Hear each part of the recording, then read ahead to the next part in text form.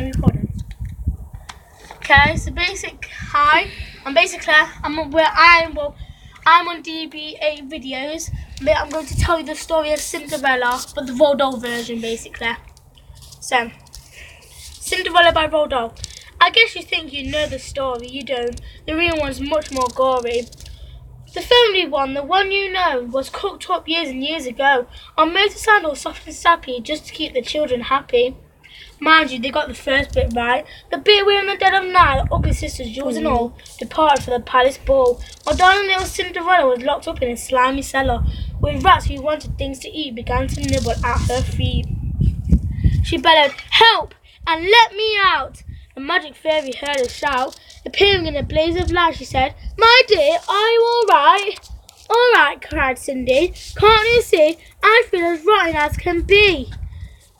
She beat her fist against the wall and shouted, "Get me to the ball. There's a disco at the palace. The rest have gone and I'm jealous. I want a dress, I want a coat, and earrings and a diamond brooch, and silver slippers, 2 of those, and lovely nylon pantyhose. Done up like that, I guarantee the handsome prince will fall for me." The fairy said, "Hang on a tick." She gave her wand a mighty flick, and quickly, in no time at all, Cindy was at the palace ball. It made the ugly sisters went to see her dancing with the prince. She held him very tight and pressed herself against his manly chest. The prince himself was turned to pulp. All he could do was gasp and gulp. Then midnight struck. She shouted, "Heck! I've got to run and save my neck." The prince cried, "No! Alas! Alack!" He grabbed her dress to hold her back, and as Cindy shouted, "Let me go!" the dress was ripped from head to toe. She ran out in her... Oh, cigar.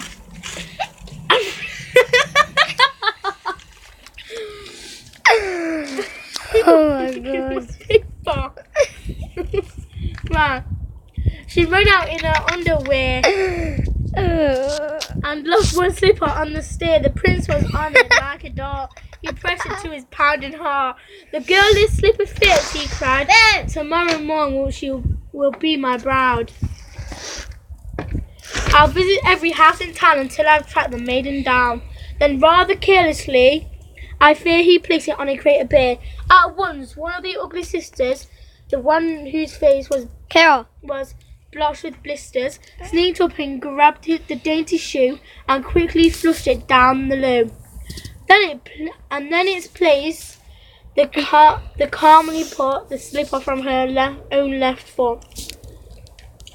Aha! You see, the plot grows thicker, and Cindy's look starts looking sicker. Next day, the prince went charging down to knock on the doors in town. In every house, the tension grew. He was the owner of the shoe. The shoe was long and very wide. A normal foot got lost inside. Also, it smelt a wee bit icky. The owner's feet were hot and sticky. Thousands of eager people came to try it on, but all in vain. Now come the ugly sisters go. One tried it on, the prince screamed no, but she screamed, "Yes, it fits! Whoopee! Now you've got to marry me." The prince went white from ear to ear. He muttered, "Let me out of here." "Oh no you don't, you maiden vow. There's no way you can back out now." "Off with her head," the prince roared back, then chopped it off with all big whack. He pleased the prince. He smiled and said, "She's prettier without her head." Then up came sister number 2, who yelled, "Now I will try the shoe. Try this instead." The prince rolled back. He swung his trusty sword and smack! Her head went crashing to the ground. It bounced a bit and rolled around. In the kitchen, peeling spuds, Cinderella heard the thuds of bouncing heads upon the floor and poked her own head around the door. "Who's all the racket?" Cindy cried. "Mind your own biz," the prince replied.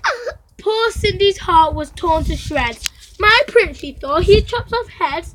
How could I marry anyone who does that sort of thing for fun?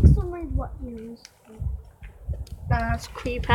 Anyway, The prince cried, "Who's this dirty mutt? Off with her nut! Off with her nut!"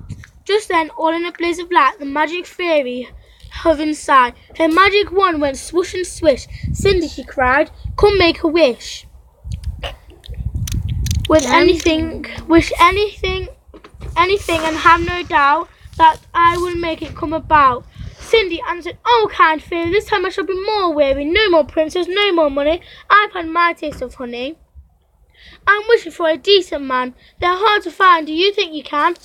Within a minute, Cinderella was married to a lovely fella, a simple jam maker by trade, who sold good homemade marmalade. Their house was filled with smiles and laughter, and they were happily ever after. And basically, guys, that's literally the Cinderella sort of story by Roald Dahl. Thank you and good night.